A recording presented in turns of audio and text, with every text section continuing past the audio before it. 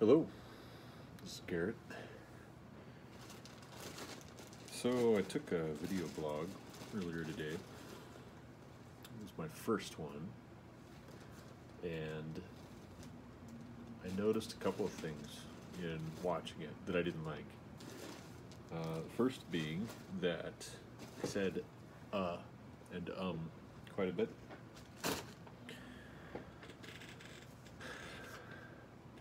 The second being that I kept unconsciously, once I would get talking, I would do this with my nose, like I was picking my nose. And I showed my wife too, and she thought that was kind of weird, and I needed to stop doing that. So anyway, here it is, the evening. My kids have gone to bed. My pregnant wife has gone to bed, and I thought, you know what, I'm gonna take another crack at it and see if I can do another video blog for the day before the day's over. Do it a little quieter, and this time avoid the and the and the picking of the nose. So anyway, my topic earlier was church history, and I talked a little bit about my background. I grew up with kind of a mixed denominational influence, and when I reached late high school, late teenage years, I really had to figure out, as many young people do, what I believed and what I was going to be about and how I was going to live my life. And I parlayed that conversation into talking about reading church history in plain language by there, I did it. I said well, anyway,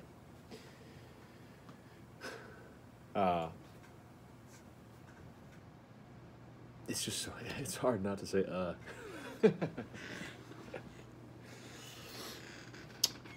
Church History in Plain Language by Bruce L. Shelley is the book that I'm reading right now, listening to on audiobook. I listen to a lot of audiobooks, actually. My job is, I'm an automation technician in the oil and gas industry. There's a lot of driving that I do to get from site to site. Minimum is an hour, hour and a half, one way, every day. And some sites can be 2 to 3 hours away each way. And so when you're driving anywhere from 3 to 6 hours at least every day, eventually you get tired of listening to music, or I got tired of listening to music and the radio, and so I took to listening to a lot of audiobooks. And right now I've got Church History in Plain Language. I think the next book I'm going to be listening to is one by Jordan Peterson. Then there's a book, I don't remember the title of it, but it has to do with organizing your life, and it was something that one of the elders at our church in Savage, Montana had recommended. It's something he's going to be working through and trying to adapt into maybe a Sunday school series about how to be intentional with your living and a good steward of what God's given you, and all, kinds of things like that.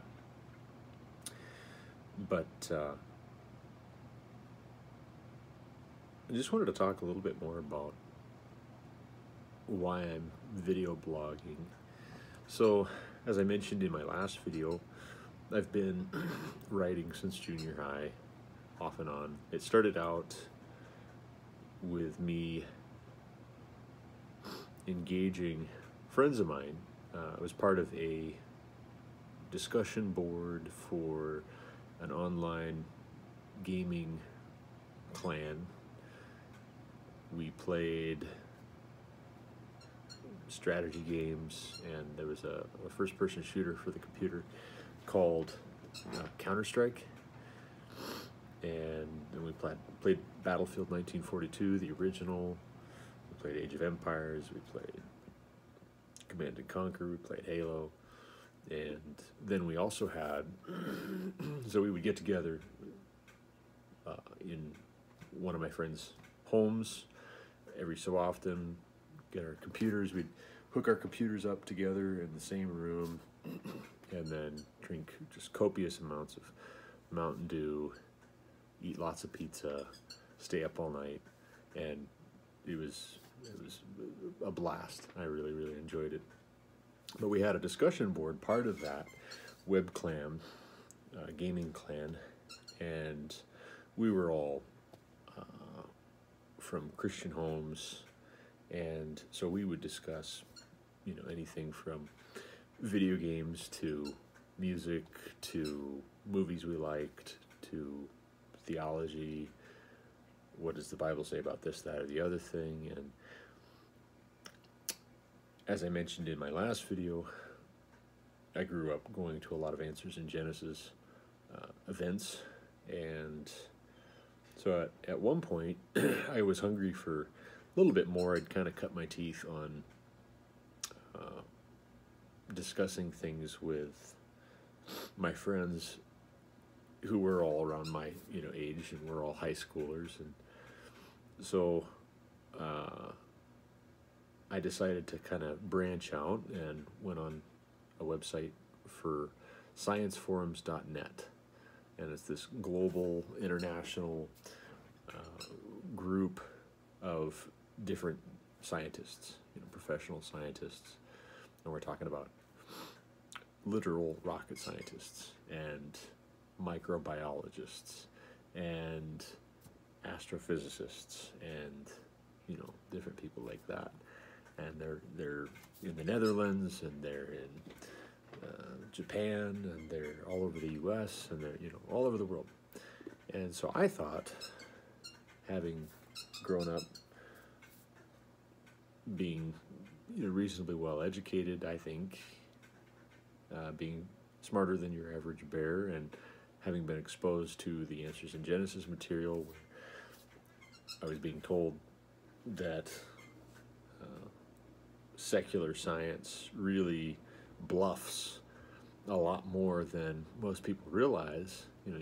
You put on a white lab coat and you trot yourself out in the public as being an expert, and as long as you can present well and speak well and form sentences, if you can pass yourself off as a scientist, most of the non-scientific public will respect you and defer to you, and they don't have the time to do the research to double check your claims. And so if you say that that we evolved from apes, and then the apes in turn evolved from lower life forms, and it all goes back endlessly over the millions and millions of years, if you claim that as a scientist, most people, without knowing any better, will say, oh, okay, well, you must know. I mean, you're smart, you're a scientist, or there's a whole bunch of different scientists that agree with this, and so the public just kind of takes it for granted, and they're not allowed to question it. And even Christians, especially, who advocate creationism, who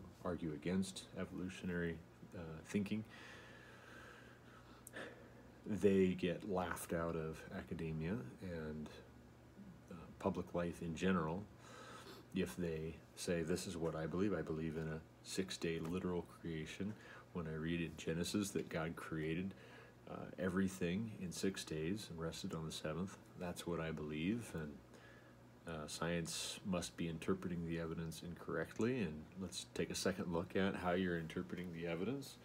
Is there a different way that these things could be interpreted? Are your dates correct when you're dating fossils, when you're assuming how old layers of sediment are that you're finding all over the earth, different things like that.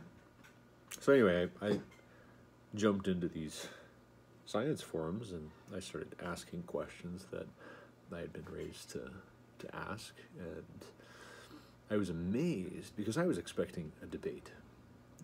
these are really smart, educated people. I expected they would reply with facts and logic and reason, and they would be very persuasive,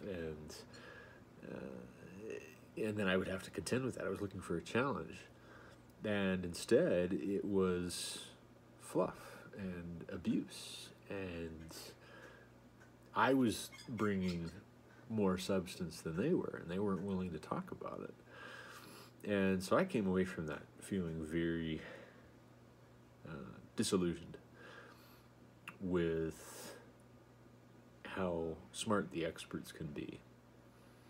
Here you've got people that I would assume going into it should be experts in their fields. They not only know their stuff, but they enjoy talking about it amongst themselves on a public forum like that on the internet, and they shrink away from being questioned. It's a little bit suspicious. If it's so obvious, if it's so clear that the evidence is in favor of your position, then you should be willing to answer a couple of basic questions about what you actually are claiming. It just seems, and from a high school student or junior high student, no less, I'm not that scary of a guy, I don't think. I certainly wasn't back then. Anyway, that carried forward. And, something I'll mention too, my approach to Facebook has rubbed a great many people wrong over the years. I've had a great many people unfriend me. I recently reached out to one guy. I won't give away your name, sir. But I realized when I was looking through a mutual friends, or no, I know what it was. I was looking at an old picture that he had commented on, and it said that he was no longer a friend of mine. And I was like, well, that's weird. Why are we not connected anymore? We've got all these mutual friends. And so I messaged him, and I just asked, I said, hey, was there something I did or said that offended you? When did we stop being connected? I enjoyed you chiming in from time to time with things that I would write or what have you. I enjoy you as a person. So I'm just curious, what did I do, or what did I say? And anyway, he replied back. He said he enjoyed most of what I write, but there was something I had published about my views on vaccines or something that he had a fit of indignation and unfriended me. And he said, in thinking about it, he had been immature about it, and he was, willing to reconnect if I was open to that. And I said, oh yeah, sure, but a great many people have done that, and I never get a chance to ask them, or I know full well why they unfriended me. And what it really boils down to, I think, is there's this inability in our culture to disagree about things. We have a hard time in an extended discussion in which contrasting views are presented and exploring those. I was just talking with a coworker the other day. He was telling me about Mark Levin, conservative talk radio personality, who just recently got a Sunday night show on Fox News. And his show is an hour long, and instead of bouncing around from one guest to the next to the next, and one segment to the next to the next to the next, Levin is bringing on one or two guests, and then he interviews them and just has a conversation with them for a good solid hour, and they just cover whatever the topic is for the night, and they just cover that in depth and just see where the conversation is going to go. And I just thought, that is, for one, I stopped watching Fox News, just for the record. I'm a pretty conservative guy politically, but I stopped watching Fox News and listening to Fox News several years ago. Every now and then I'll catch a clip of something that they've recently had, and I'll watch it, and just, if it comes up in my feed and I'm curious. But that was the big reason why I stopped watching, is because it was like they would have 3 or 4 guests on a segment, and whatever the headline was that they were going to talk about, oh, Trump and his Twitter account. We're going to ask a liberal, we're going to ask a conservative, we're going to ask somebody who really doesn't give a crap what they think of Trump having a Twitter account. Should we take away his Twitter account as the president? And they get these three guests. They give them about 5 minutes total to talk over each other and interrupt each other, and then the host would jump in. He'd pile on the liberal too, or what have you, whoever he didn't like, and give him a hard time. And then about the same time that you'd start to get to some substance in the discussion and actually have a meaningful exchange back and forth, they say, "Whoa, I'm sorry. Thanks for coming on. That's all the time we've got for tonight. We're gonna have to cut to commercial, or the next program is coming up, or we've got this other segment with these other guests who can talk about some other thing very superficially, and then cut away from that too once it starts becoming substantive." And that just drove me nuts, because it seemed tailor-made to people who have short attention spans. And on the one hand, you can ask whether the chicken comes first or the egg comes first.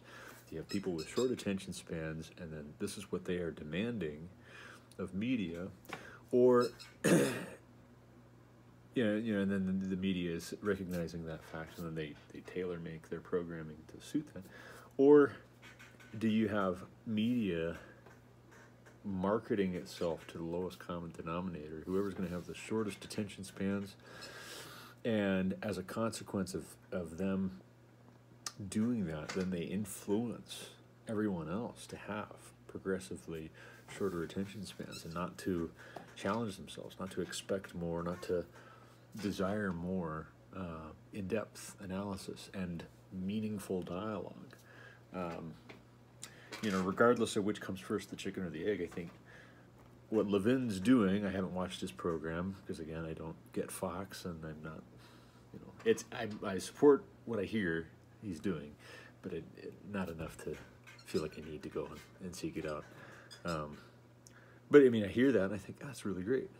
In the meantime, you've got college campuses being, with rioting, with crime, with vehicles being overturned, and fires being set, and people being maced and beaten up and threatened with their lives, if they're going to bring a contrasting viewpoint in a lecture.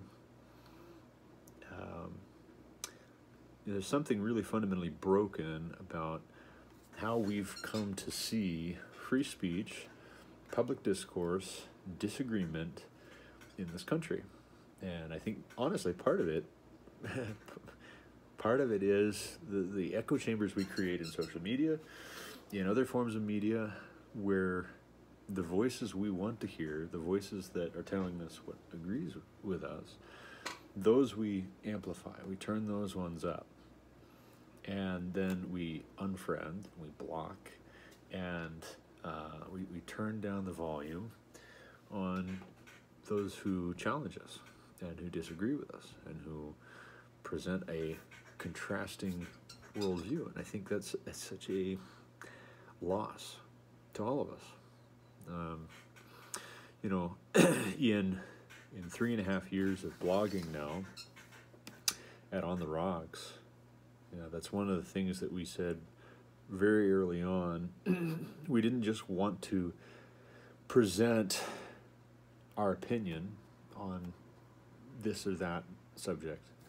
We wanted to provide an example of how Christians could engage in the marketplace of ideas on social and political issues, and speak truth to power in social and political spheres that have become accustomed to secularity by default, where voices of faith are purposefully, intentionally, systematically excluded.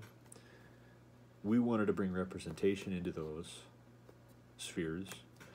And we even said early on, we said, hey, we don't all three of us, there were three of us, me and two of my cousins, we don't all three of us agree on everything, but maybe that's for the best. If we don't all three agree, And if we're saying different things, and then we're interacting with each other, maybe having debate now and then, maybe we can show people out there in the wider world how disagreement should be handled, and we could model that. That's not to say that we did that perfectly, but I still think we get closer in trying than we do if we just say, that's a little too ambitious. This past September, I had a chance to go and attempt climbing Granite Peak with 3 of the men from my church. I attend Yellowstone Community Church, by the way. In reviewing the video, the last vlog that I did, I realized I didn't even mention where we go to church now, or kind of where we've come to. I personally and my family, my wife and kids, where we attend. But we attend a Christian Missionary Alliance church. I'm actually a deacon. So anyway, yeah, I guess I didn't come quite as far as the Assemblies of God, but I've strayed a little bit away from the Mennonite Baptist theology of my youth and my upbringing. But anyway, our 2 of my church's elders and our pastor and myself, all 4 of us men, made an attempt climbing Granite Peak last September. And it just so happened the weekend prior and all the weekends prior throughout the summer, there'd been beautiful weather. It was like 60, 70 degree temperatures during the day. And the weekend that we chose to go, it was 8 inches of snow. It rained the whole evening that we hiked in, parked the vehicle, drove all the way over there. I think it was a Thursday evening, and hiked in through the rain about 3 miles to base camp near Mystic Lake, and then it snowed. It turned from rain into snow while we were hiking in, but we ended up not successfully climbing the mountain. But one thing I will say, we got a lot closer. That was the closest I've ever come to climbing a mountain. And I was talking with one of my cousins about it, and he had been discussing it with a mutual friend of ours, how it's kind of a tendency that I have. My grandpa Mullet was that way too, where he would, just kind of charge in. He'd say, let's just do it. Everyone else would be standing around saying, should we not? How should we do it?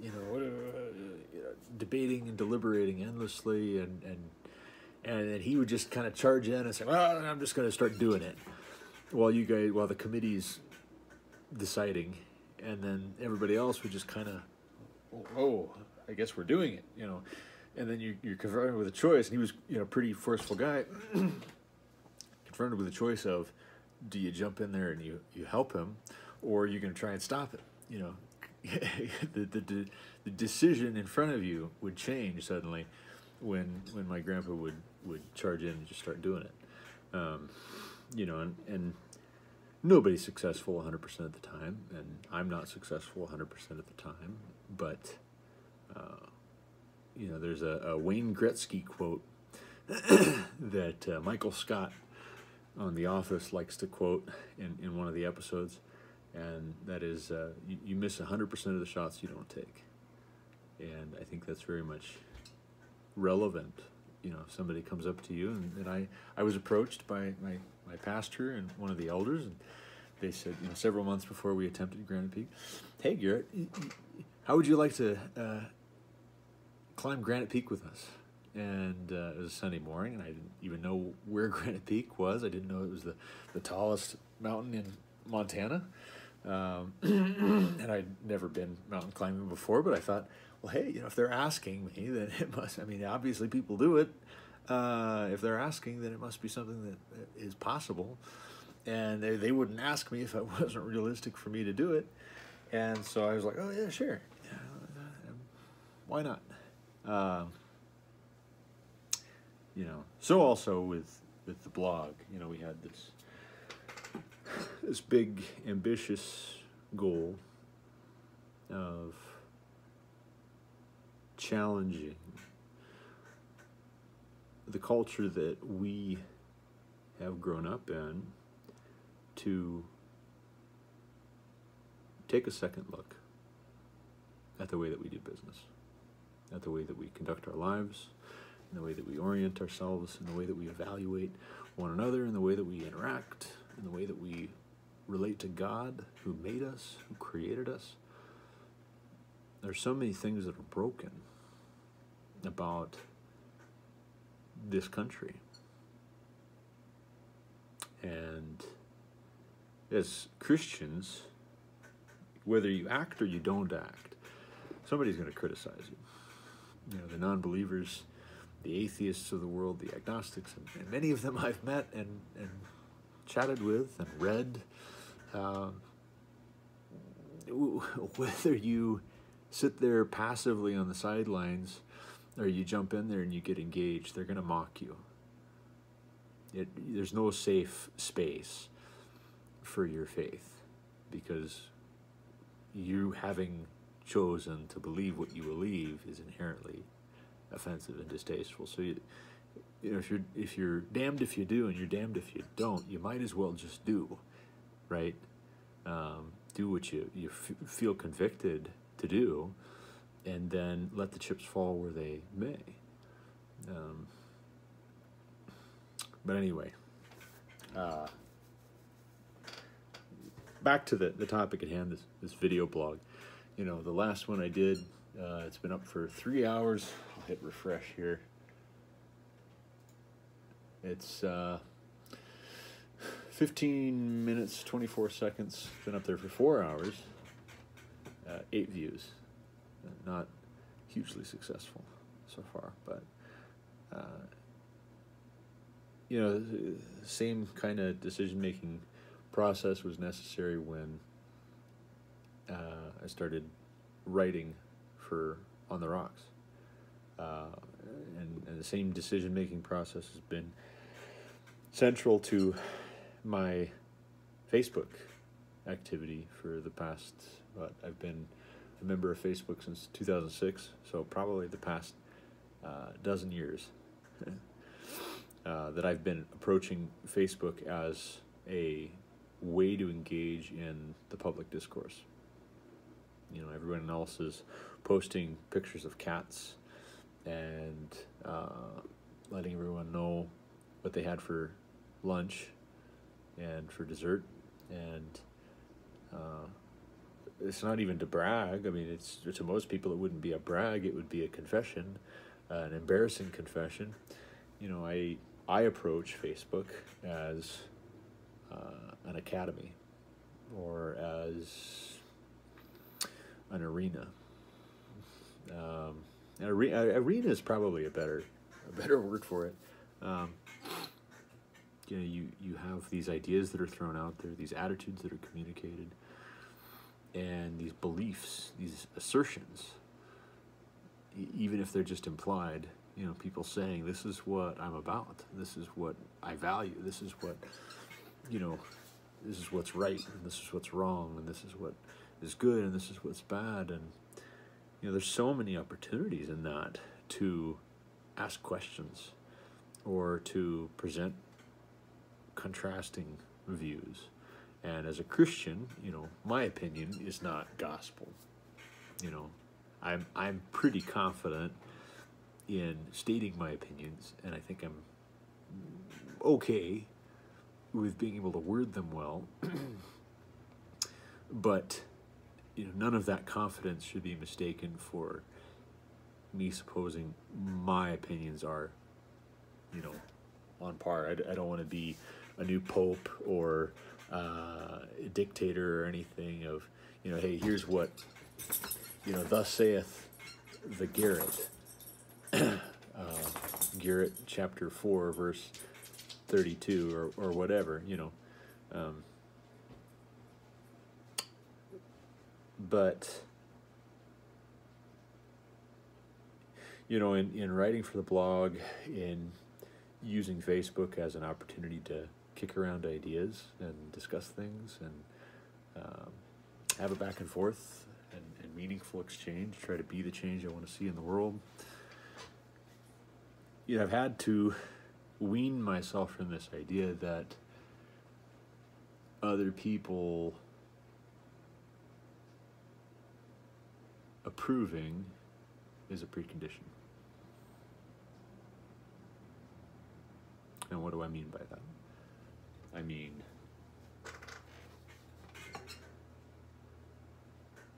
suppose that you've got a problem in America with people being unwilling or unable to recognize God in their individual personal lives or in the way that they conduct social affairs or orient their organizations, their businesses, their politics. If that is the rule, not the exception, if that is a pandemic, and if everything, you know, assume for the sake of my discussion here, just as I'm explaining my views, my perspective, honestly, you know, assume for a second that there is a God. And let's assume that the Bible is God's revealed word, and that is the only piece of communication in all of history, in all of human affairs, that is 100% reliable.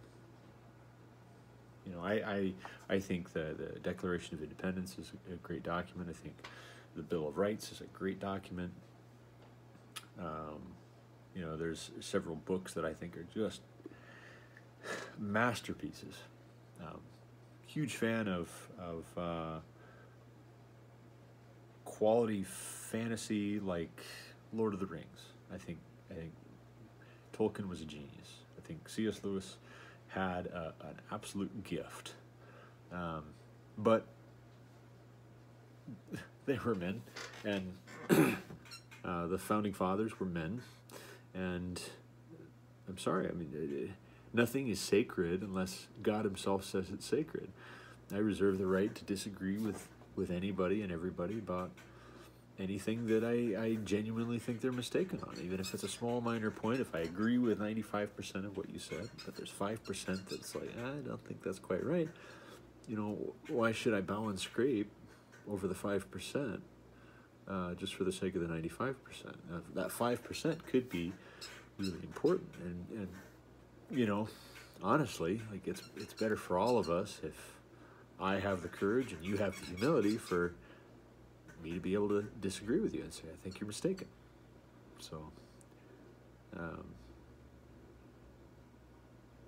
suppose, though, the Bible is absolutely reliable, it's accurate, it says what God's mind is, what his purpose for us was, and it's supposed to be the standard against which we measure everything else that claims to know what is good and true. Yeah, suppose the Bible is our standard, gives us the mind of Christ, and someone's over here and they're saying, hey, I think this is a really great idea that we go and do this thing that just mocks God, and it abuses the dignity and the worth of other human beings, and thereby also offends a holy and righteous God who made man in his image. We're going to do this thing, but God has said, if we do these things over here, we'll have blessing. If we do not do those things, if we do these other things that we're now going to decide to do as a culture, as a nation, as a people, even as the church, God forbid, but unfortunately so, we're going to do these things that God says bring curse and pain and death. relationship death, physical death, spiritual death.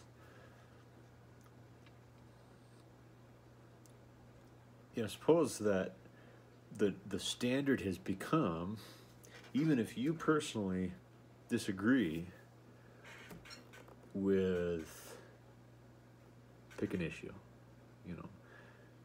if you personally agree with what the Bible says and somebody else is just totally disregarding it, the unwritten rule has become, well, you just live and let live, and you let them do them, and you don't challenge them, you don't disagree with them, and there's something inherently unloving and even hateful for you to tell them that they're wrong. Oh, I'm sorry, where is that written? In point of fact, we must be very unfamiliar with our Bibles, and I'm not a scholar. I read quite a bit. I've taken some Bible courses. I've been to some Bible colleges, Christian colleges.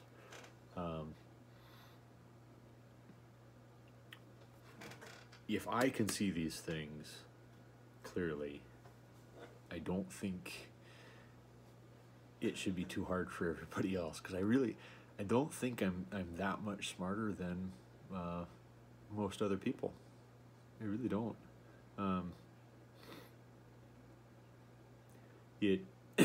Suppose your loved one is playing in the street, and you see a truck coming, and it hasn't hit them yet. They're having fun. Why would you ruin their fun and upset everyone by saying, "Look out, a truck"? Well, the reason you would do that is because it's going to be a far worse ruining of everyone's fun. It's going to be far more upsetting if that truck actually hits your loved one. And the truck in this scenario is consequences for wrong thinking, wrong action. Because as a society, not only have we rejected Christianity, take a step back philosophically and just try and see the general framework here for how we've oriented ourselves as a culture. We've said truth is relative. It's not universal. There's no universal right and wrong, good and evil. It's whatever you feel. It's whatever you want. Barring that, if you're a sociopath and what you feel and what you want is being a serial murderer or serial killer or something like that, or doing something that upsets me, well then we just get collective sentiment, right? If I can get 100 people to feel the way that I feel, and you can only get yourself and maybe one or two others, well then I'm right and you're wrong.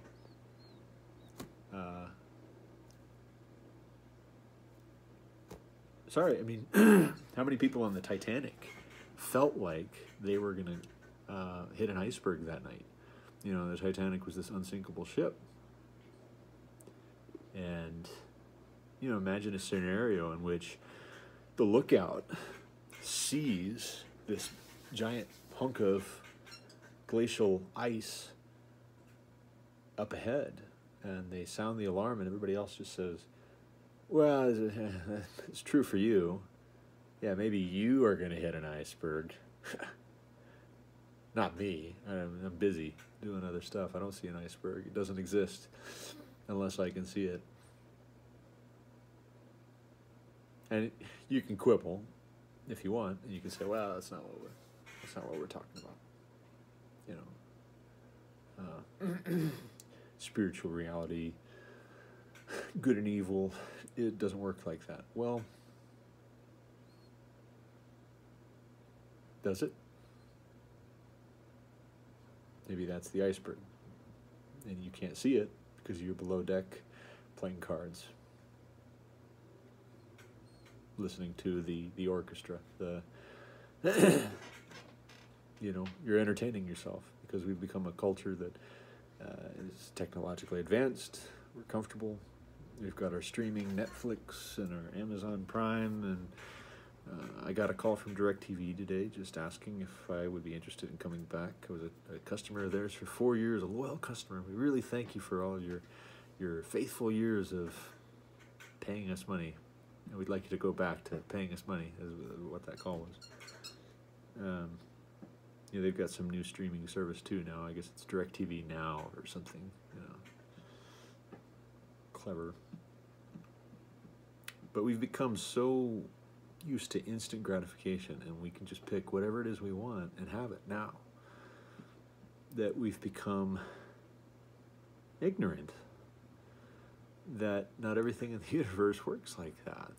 There are consequences that are bigger than our just being able to log in, connect to the Wi-Fi, and pick what we want. And you can say, and this is the sad thing about evolutionary thinking, is, well, if you're descended from apes ultimately, and then the apes from lower life forms, and lower and simpler, eventually on down to single-celled organisms and some pile of goo that got struck by lightning or whatever it is, there's really no inherent value in you greater than a pile of goo, except for what a lightning strike might determine, and millions of years might determine. And so if if the truck hits you, or if the iceberg of reality, for the unintended consequences of what we're doing as a society, if that all of a sudden just blows your world up, we've become numb to the idea that would be this huge tragedy. And this is why I say it's so imperative that we, as Christians, get engaged. We as Christians, we're doing the same doggone thing that the world is doing. We are. I mean, and we do it with churches. Both the leadership and the lay people in churches think that church should be like a streaming entertainment service. I should be able to just walk in and say, well, I like that part. I'm going to skip and fast forward that part, and I don't like the commercials, and I don't want this, and I don't want, And so if the leadership finds a certain person unpleasant or inconvenient to the program that they're trying to curate, well, hey, get out of here. You're replaceable. If a lay person doesn't like something that the pastor says, or the leadership does, or some other member that's going there is doing, well, then they just do what this acquaintance of mine did. Just unfriend you, and unfriend your church, and just stop going there and go somewhere else. And it's not like I think people haven't always been like that. I think people probably have always been like that. But now we've got these facilitating tools and technologies and services that cater to that and feed that. And we have no effective counterbalance in our world, in our society, to push back and say, no, you can't do that. It's not healthy. That's not reasonable. I was telling my son the other day, he wanted to watch Pokemon. I watched Pokemon when I was a kid. It was just coming out when I was a whippersnapper. And my kids want to turn it on when I'm not looking. We've got Netflix. And I'm always walking into the room and saying, oh, guys, come on. It's not... What's the value of Pokemon? Like, what are you learning? What life skills are you learning? Let's find something a little bit more intellectually nutritious than that. So I'll encourage them to turn on a documentary. River Monsters would be better. Something where you're going to learn something about the real world. But my son Solomon, he was asking me the other day, he's like, Dad, why don't you want us watching Pokemon? And I said, son, if that's all you guys watch, and you watch just hours of that does to your brain what eating cotton candy all the time would do. If you have a cotton candy every now and then, great. I like a funnel cake myself. Delicious. Deep fried, powdered sugar, chocolate drizzled, whatever, just amazing. But if I eat that every day, I'm going to get really unhealthy. And if I were to let my kids just eat cotton candy all the time, oh yeah, if it's open to them to decide, they're absolutely going to eat as much cotton candy as they can until they throw up. But if I love them, I say, hey, guys, not a lot of nutritional value there. You need to pick something that actually has some substance to it. And something that's going to have nutrients. It's not going to be rotten. So much of what we are digesting as a people is empty. It has no nutritional value. There's no lasting, staying power. Sugar. You think about the way that your body metabolizes sugar. Quick burst of energy. You feel excited. You feel fun. You have your cotton candy. Your body burns that really quick, and then it's gone. And then you lose your energy. You don't feel so great because you went out and you spent all that energy that your body really didn't have, and it's not good stuff. You have some protein. You have some eggs. You have a steak or something like that. Your body burns that slower, and there's more oomph to it. You're going to have energy for longer, and it's actually going to fuel your muscles, your organs, anyway. So I think it's important that we discuss issues with that kind of mindset, where we are not allowing ourselves, certainly, to be content with cotton candy for breakfast, lunch, and dinner.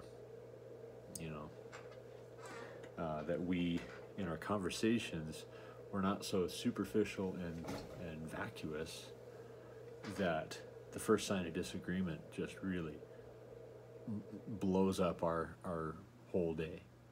We need to learn how to be able to examine ideas and their merits, especially if they disagree with us. Because there's always an opportunity. Somebody disagrees with you profoundly about something. It doesn't even really matter what it is. The opportunity is this. If they have a well-articulated viewpoint, they've thought it through, even if you don't like it, if you disagree with it, but they're bringing questions and observations that you haven't considered. Either you get to look at, re-examine your own views from a different perspective and see if they hold up. Test your own thinking, right? And figure out where the holes are, develop a more well-rounded view of the subject yourself. Even if you don't come over to their side of it, your idea gets better. Or else, if they're right and you've been mistaken this whole time, and you let them, you encourage them by asking questions, by drawing them out, to you give them the opportunity to persuade you and win you over, then you've just given yourself the chance to become right, to be more right than you were before, to learn something. But all of this it's predicated on the assumption that truth exists, that there is inherent value and meaning to our lives beyond just this moment, this little burst of sugar energy from a cotton candy. That there is something bigger and better, more purpose. And I believe there is. And anyway, thank you for listening. Hopefully this YouTube video will upload to YouTube. It's gotten pretty long here, but thank you for watching if you watched this far, and feel free to comment, shoot me a message, or what have you. Subscribe, follow me, whatever people are doing these days. Anyways, thanks.